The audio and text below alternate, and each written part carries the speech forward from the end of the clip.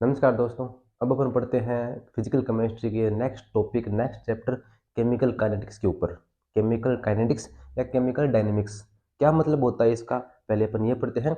Chemical kinetics सी के not related to this apartment but chemical reaction and in, और उसके बारे में अपन पढ़ते हैं कि वो किस स्टेट में है, वो स्टैटिक्स फॉर्म में है या डायनेमिक्स फॉर्म में है। अगर अपन केमिकल काइनेटिक्स की बात करें तो मतलब क्या होता है, केमिकल का यहाँ पे होता है केमिकल रिएक्शन से। केमिस्ट्री में जितने भी रिएक्शन आती है उनसे अपने का मतलब है केमिकल का। और काइनेटिक्स का मतलब होता है, काइनेटिक्स का होता है इन मोशन, एक गति के रूप में, एक मूव के रूप में है। वो एक जगह पे फिक्स नहीं है, लॉक नहीं है, डीलोकलाइज्ड है वो। काइनेटिक्स को ही अपन डायनेमिक्स बोल सकते हैं। और डायनेमिक्स का मतलब होता है जो रिएक्शन है वो मोशन में है, in motion, in velocity, not in static form और इन लोकलाइज्ड फॉर्म। ठीक है, उस रिएक्शन में जो जो मॉलिक्यूल्स जो जो पार्टिसिपेट हो रहे हैं वो वेलोसिटी की फॉर्म में होंगे, वो मोशन के रूप में होंगे। इनके बारे में अपने को पढ़ना है केमिकल काइनेटिक्स के अंदर। पहले अपन बात करते हैं केमिकल काइनेटिक्स की डेफिनेशन की। तो फिजिकल केमिस्ट्री की वह ब्रांच, इसकी फिजिकल केमिस्ट्री के अंदर पढ़ते हैं अपन केमिकल काइनेटिक्स को।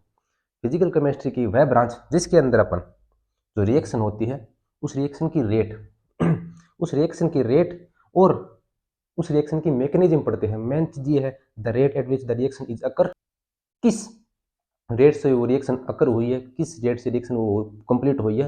और दूसरी चीज है वो है उस रिएक्शन की मैकेनिज्म क्या है, वो किन स्टेप से होकर गुजरी है, उसमें इंटरमीडिएट क्या है, स्लो स्टेप क्या है, फास्ट स्टेप क्या है। इनके बारे में अपने को बताती है केमिकल काइनेटिक्स।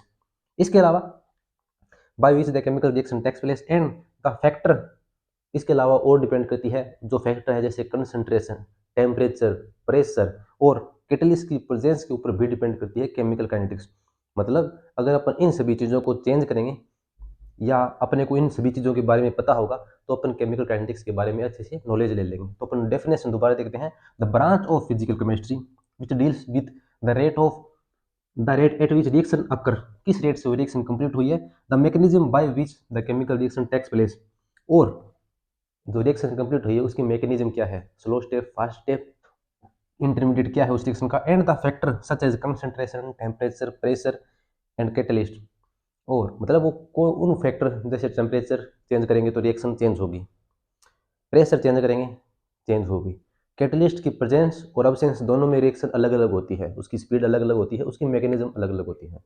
इसके अलावा अपन बात करें कंसंट्रेशन की, अगर रिएक्टेंट की कंसंट्रेशन बढ़ाएंगे तो रेट की क्या इफेक्ट पड़ेगा, अगर रिएक्टेंट की कंसंट्रेशन कम करेंगे तो रेट पे क्या इफेक्ट पड़ेगा। Depends on rate reaction is called chemical kinetics. और दूसरी बात याद रखना है, ये जो रिएक्शन है वो इन मोशन है, वो चालू है रिएक्शन, वो स्टॉप नहीं है, उस टाइम पे अपने को देखना है। अब अगर अपन बात करें कि केमिकल काइनेटिक्स अपन पढ़ते क्यों हैं, अपन थर्मो भी पढ़ते हैं और केमिकल काइनेटिक्स पढ़ते हैं, होता दोनों में एनर्जी वगैरह का ऐसा ही होता है। लेकिन अगर बात करें अपन थर्मोडाइनमिक्स की तो थर्मोडाइनमिक्स में अपन फाइनल स्टेप और इनिशियल स्टेप दो ही चीज़ें पढ़ते हैं। उनके बारे में अपन ये नहीं पढ़ते कि वो रिएक्शन कंप्लीट हुई है, उस रिएक्टेंट को फाइनल प्रोडक्ट तक पहुंचने में कौन से पथ से होकर गुजरना पड़ा, क्या क्या इंटरमीडिएट थे, कहाँ पे उसकी रेट स्लो थी, कहाँ पे फास्ट थी, ये अपने को थर्मो नहीं बताती। थर्मोडाइनमिक्स अपने को बताती है कि ये एनर्जी थी स्टार्ट के अंदर इनिशियल फॉर्म में, और फाइनल स्टेट के अंदर ये एनर्जी थी इस रिएक्शन की। तो इसके बारे में एनर्जी चेंज को बताती है। लेकिन केमिकल काइनेटिक्स है वो अपने को ये बताती है कि किस माध्यम से गुजरा है वो, क्या उसके रेट रिएक्शन कुछ, क्या कुछ उसके चेंज, टेम्परेचर, प्रेशर चेंज करने पर रिएक्शन के ऊपर क्या प्रभाव पड़ेगा, ये अपने को थर्मो नहीं बताती। थर्मो नहीं बताती कि उसकी मैकेनिज्म क्या थी, टेम्परेचर, प्रेशर, कैटलिस्ट, इनकी अब्सेंस या प्रेजेंस से क्या इफेक्ट पड़ता है, ये थर्मो नहीं बताती। ये फाइनल और इनिशियल स्टेट के बारे में बताती थी थर्मो, और उनकी एनर्जी चेंज के बारे में बताती थी। लेकिन केमिकल काइनेटिक्स हर एक चीज़ के बारे में बताती है। ठीक है, अपन हर एक चीज़ चेंज करके रिएक्शन को अपने काबू में कर सकते हैं। मतलब अगर केमिकल काइनेटिक्स अपन पढ़े तो उस रिएक्शन, उस कार रूपी रिएक्शन के अपने ड्राइवर होंगे, चेंज करने के हिसाब से अपन उसकी कंडीशन चेंज करके रिएक्शन किसी भी प्रोसेस में फास्ट स्लो कैसे भी करा सकते हैं। ये अपने हाथ में होगा अगर अपन केमिकल काइनेटिक्स अच्छे से पढ़ लेंगे तो। अब अगर अपन बात करें केमिकल काइनेटिक्स अपन क्यों पढ़ते हैं, तो इसके लिए दो प्रिंसिपल रीजन है। पहला ये है कि रिएक्शन की जो रेट है, एक स्पेसिफिक कंडीशन के अंदर जो पर्टिकुलर रिएक्शन है उसके बारे में, उसके जो रेट को प्रेडिक्ट करती है कि क्या रेट होगी उस माध्यम में। जब किसी मान लो कोई रिएक्शन है, उसकी टेम्परेचर 100 है, प्रेशर 1 atm है, तो उस पर रिएक्शन क्या होगी, और उसी रिएक्शन का टेम्परेचर मान लो 400 केल्विन है और उसका जो प्रेशर है वो 300 एटीएम दाब है, तब उस रिएक्शन की कंडीशन क्या होगी, कैसे वो रिएक्शन, रेट ऑफ रिएक्शन क्या होगी, उसके ऊपर अपने को बताती है कि जैसे जैसे अपने कंडीशन चेंज करेंगे, कंडीशन अपने हाथ में होगी, कंडीशन चेंज करेंगे तो जो रेट की रिएक्शन है वो भी चेंज होगी। रिएक्शन फास्ट भी हो सकती है, रिएक्शन स्लो भी हो सकती है।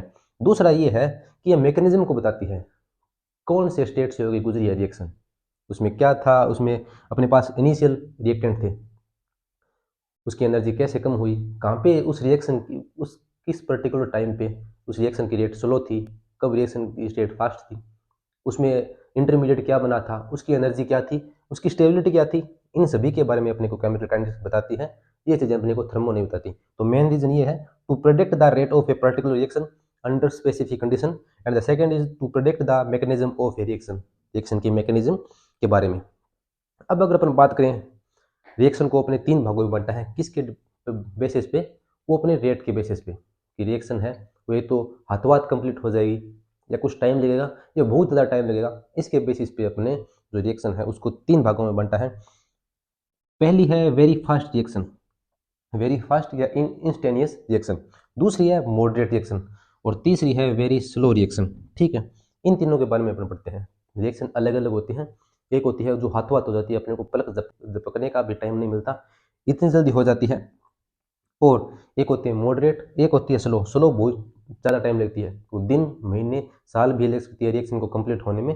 और मॉडरेट होती है वो वेरी स्लो और वेरी फास्ट के इंटरमीडिएट होती है, बीच में होती है, मॉडरेट रूप में होती है। अगर अपन वेरी फास्ट रिएक्शन की बात करें तो इसमें क्या होता है कि जो टाइम लिया गया है रिएक्शन कंप्लीट होने के कारण, रिएक्शन कंप्लीट होने का मतलब है कि जो रिएक्टेंट थे वो 98-97% प्रोडक्ट में चेंज हो गए, अपन उसी को बोलते हैं कि रिएक्शन कंप्लीट हो गई है। उसको कंप्लीट होने में बहुत कम समय, 10⁻14 सेकंड या से लेकर 10⁻16 सेकंड तक का टाइम लगता है, पलक झपकने से भी कम टाइम में रिएक्शन कंप्लीट हो जाती है। 98%, 97, 99% कंप्लीट हो जाती है। अपन बोलते हैं कि रिएक्शन कंप्लीट हो गई और बात बहुत इंस्टेनियस हुई है, बहुत फास्ट हुई है। इस प्रकार की रिएक्शन को अपन वेरी फास्ट या इंस्टेनियस रिएक्शन बोलते हैं। अगर अपन बात करें एग्जाम्पल की, तो जनरली इसमें क्या होता है कि जो आयनिक रिएक्शन होती है, केटाइन और एनाइन, उसमें जो रिएक्शन होती है वो रिएक्शन वेरी फास्ट या इंस्टेनियस रिएक्शन होती है। अगर अपन एग्जाम्पल बात करें तो AgNO3 की रिएक्शन करवाएं अगर अपन अन्य Cl के साथ, तो Ag प्लस NO3 माइनस, अन्य प्लस Cl माइनस, इस प्रकार से टूटेंगे, आयनिक फॉर्म में रिएक्शन होगी। आयनिक रिएक्शन चूंकि बहुत फास्ट होती है तो इसमें इतना टाइम लगता है इनके बीच में 10⁻14 टू 10⁻16 सेकंड, और AgCl का प्रक्षेप बनता है बहुत फास्ट। ठीक है, अपने को मतलब इसमें केमिकल चेंज, जो चेंज अपने को दिखा है उसको नोट करने में का भी टाइम नहीं होता, इतनी फास्ट रिएक्शन होती है, बहुत फास्ट होती है। अगर अपन बात करें वेरी स्लो रिएक्शन की, उसमें क्या होता है कि एक रिएक्टेंट से प्रोडक्ट बनने में बहुत ज़्यादा टाइम लगता है, महीने लग सकते हैं, साल लग सकते हैं। तो मतलब ये होता है कि एक थोड़ा सा अपने को मिजरेबल चेंज देखने के लिए काफ़ी टाइम लगता है, मतलब रिएक्टेंट से प्रोडक्ट बन रहा है 98-99% रिएक्शन कंप्लीट होने में तो बहुत ज़्यादा टाइम लगेगा। ठीक है, लेकिन थोड़ा सा 5-10-20% अगर भी चेंज देखेंगे तो उसमें भी बहुत ज़्यादा टाइम लग जाता है। तो इसका यहाँ पे लिखा है टाइम में भी take months to show measurable change, measurable change होने में रिएक्शन को बहुत ज़्यादा टाइम लगेगा। एथेनॉल के फॉर्मेशन की, तो अगर रूम टेम्परेचर के उस रिएक्शन को करवाएंगे तो क्या होता है, कार्बन मोनोऑक्साइड और H2 गैस रूम टेम्परेचर मतलब 300 केल्विन के ऊपर वो रिएक्शन होती है, CH3OH बनता है, एथेनॉल मेथनॉल बनता है। वो रिएक्शन बहुत स्लो होती है अगर रूम टेम्परेचर के ऊपर कराएं तो। ठीक है, दूसरी अगर अपन बात करें आयरन के ऊपर जंग लगना, रस्टिंग ऑफ आयरन, ये भी बहुत स्लो प्रोसेस होती है, आपको पता है। कम से कम 6-7-8 महीने, 1 साल तक लग जाता है रस्टिंग होने में, आयरन की रस्टिंग होने में। ठीक है, अगर मॉडरेट रिएक्शन की बात करें तो इनमें टाइम क्या होता है, मिजरेबल टाइम होता है, हो सकता है वो 2 घंटे, 3 घंटे, 20 मिनट, 15 मिनट, इतने टाइम में लग जाती है। तो ये रिएक्शन मॉडरेट होती है, time between very fast and very slow.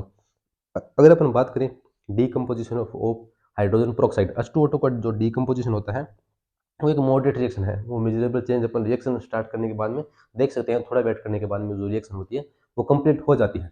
अगर अपन बात करें इंटर रिलेट करने की, इसी रिएक्शन के माध्यम से अगर केमिकल काइनेटिक्स लगाएं अपन इसके अंदर, तो जैसे अपने पास मेथनॉल की फॉर्मेशन की मेथड है, carbon monoxide plus 2H2, hydrogen और कार्बन मोनोऑक्साइड से सिंथेसिस गैस से अपने को मेथनॉल बनाना है।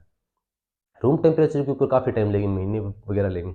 ठीक है, अगर अपन इसके कंडीशन चेंज कर दें, कंडीशन का मतलब अगर इसका टेम्परेचर रूम टेम्परेचर से बढ़ा के 400 डिग्री सेल्सियस कर दें, 400 डिग्री सेल्सियस का मतलब 673 केल्विन, और अगर प्रेशर कर दें, यहाँ पे 1 एटीएम है, उसकी जगह पर 300 एटीएम कर दें, और उसमें अगर अपन कैटलिस्ट डाल दें, कोई ऑक्सीडाइजिंग एजेंट डाल दें, जैसे यहाँ पे कैटलिस्ट के ऊपर भी डिपेंड करती है, ऐसे डाल दें CrO3ZnO, तो रिएक्शन क्या होती है, वो बहुत जल्दी हो जाती है, मॉडरेट रिएक्शन की श्रेणी में आ जाती है वो रिएक्शन।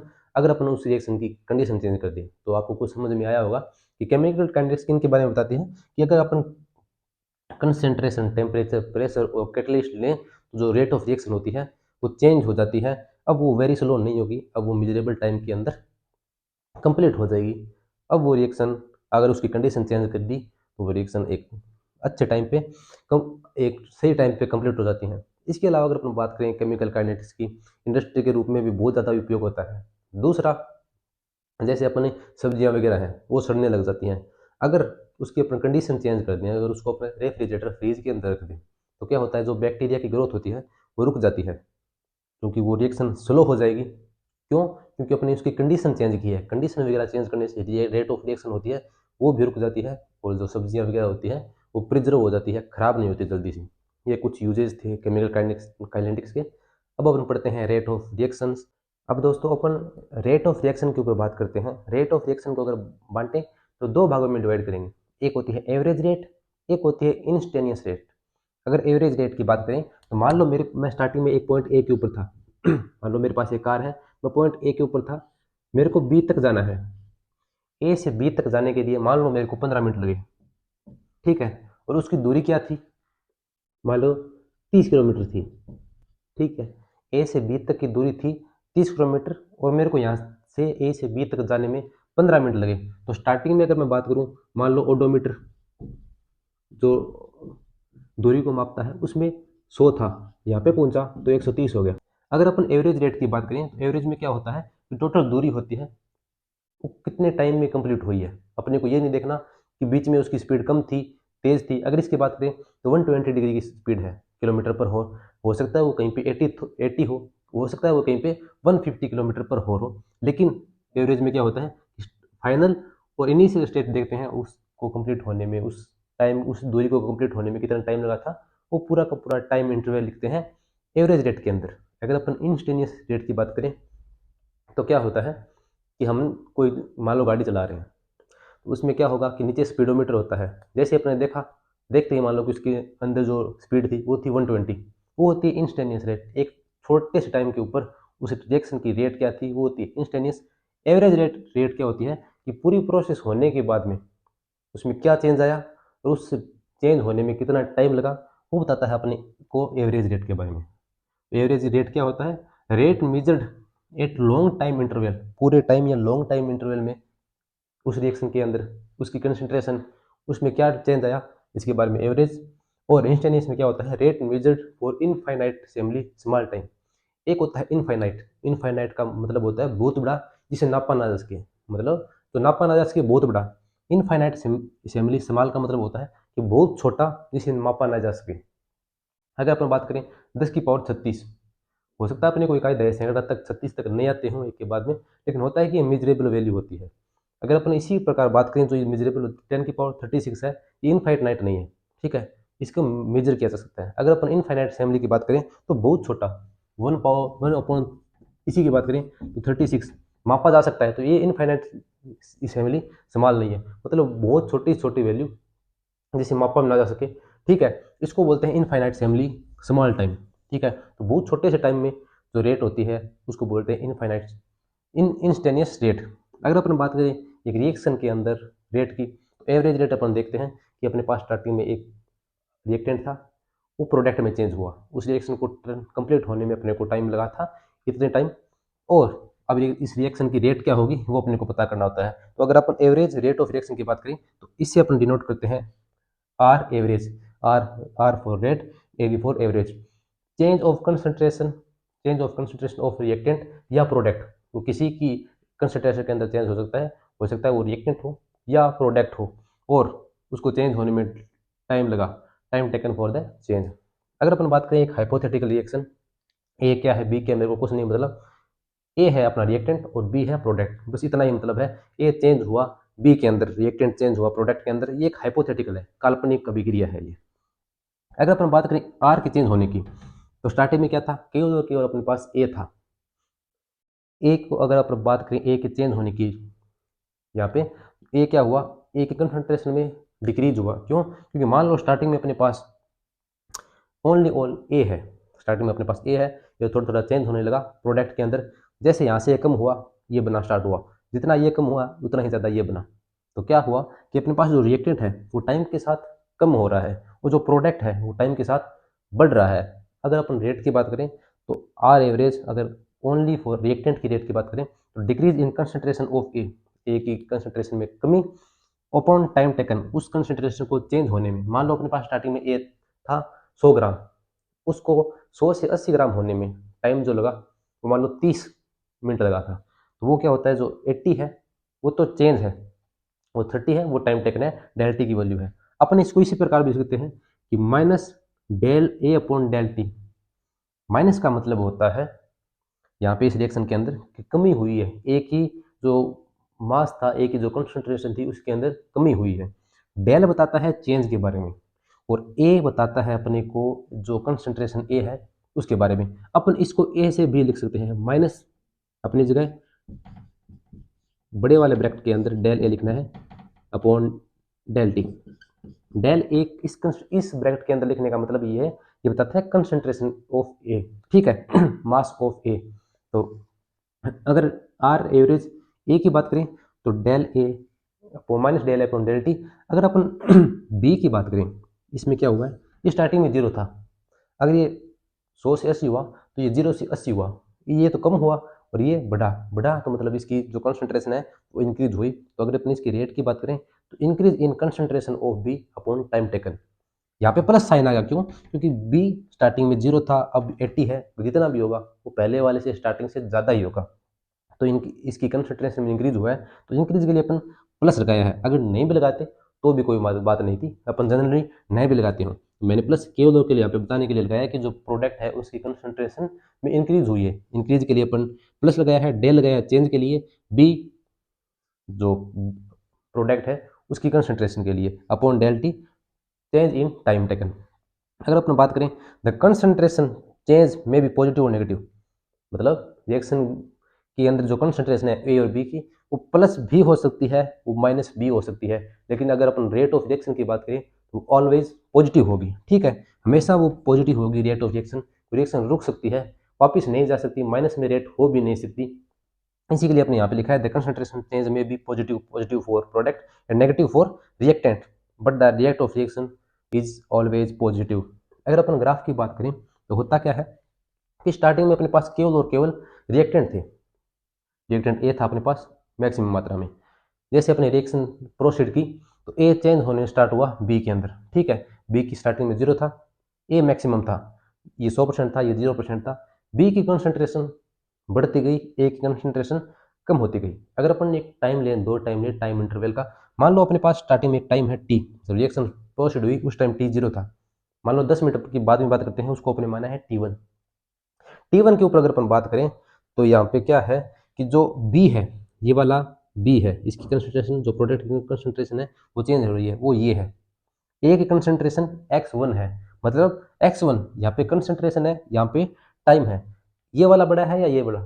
ऑब्वियसली x1 बड़ा है। तो स्टार्टिंग में क्या था कि अपने पास ए था, वो ज़्यादा मात्रा में था, तो x1। अगर t1 के ऊपर बात करें तो जो concentration of reactant is x1 which is high, concentration of B is x2 which is low. अगर अपन बात करें टाइम t के ऊपर बात करें तो होता क्या है कि उसके ऊपर t2 के ऊपर, T1 से T2 मतलब पहले 5 मिनट था, अब 20 मिनट के ऊपर बात करें तो होता क्या है कि ये देखो यहाँ पे है T2 के ऊपर, T2 के ऊपर जो रिएक्टेंट है उसकी कंसंट्रेशन कम हुई है, पहले यहाँ पे इतने था, अब ये कम हो गया। और अगर अपन X2 की बात यहाँ पे बात करें प्रोडक्ट की बी की, तो ये क्या है टाइम T2 के ऊपर ये चेंज हो गया, ये बढ़ गया, पहले कम था अब ये ज़्यादा हो गया। क्यों? क्योंकि कंसंट्रेशन नीचे से ऊपर जाने पे बढ़ रही है, मतलब प्रोडक्ट की जो कंसंट्रेशन है वो बढ़ रही है। तो यहाँ पे क्या होगा कि टाइम के साथ रिएक्टेंट की कंसंट्रेशन कम होती जाती है और प्रोडक्ट की कंसंट्रेशन बढ़ती जाती है। ये था अपना रेट ऑफ रिएक्शन। अगर अपन बात करें रेट ऑफ रिएक्शन की यूनिट की, तो क्या होता है कि रेट ऑफ रिएक्शन का फॉर्मूला होता है डेल बी या minus del A upon del D. Minus plus का अपने को कोई मतलब नहीं है। यहाँ पे माइनस डेल, यहाँ पे मैंने बी और टी के बीच में बात की है, प्रोडक्ट की बात की है। यहाँ पे आप रिएक्टेंट भी लिख सकते थे। क्यों? क्योंकि दोनों बताती तो केवल और केवल कॉन्सेंट्रेशन चेंज को ही है, कंसंट्रेशन को ही बताती है। अगर आप यहाँ पे बात करें तो कंसंट्रेशन या मोलरिटी, जो यूनिट कंसंट्रेशन की होती है वो यूनिट मोलरिटी की होती है। और मोलरिटी की जो यूनिट होती है वो होती है मोल पर लीटर। और टाइम की जो यूनिट होती है वो होती है सेकंड। तो अगर अपन इसको लिखें तो mole, litre inverse, second inverse.